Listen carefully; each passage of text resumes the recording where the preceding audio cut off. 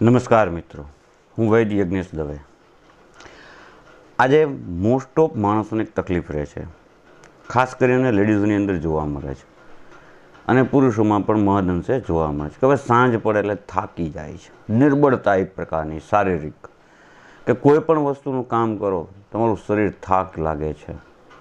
તો એના માટે આજે એક બહુ સરસ મજાનો આપણે ઘરેલું ઉપચાર ત્રિફળા ચૂર્ણ દ્વારા શીખીશું. હું વૈદ યજ્ઞેશ દવે, મારી યુટ્યુબ ચેનલ ઉપર આપ સર્વનું ખૂબ સ્વાગત કરું છું. જો ત્રિફળા ચૂર્ણ લીધા પછી દૂધ પીવામાં આવે તો શરીરની નિર્બળતા દૂર થઈ જાય છે.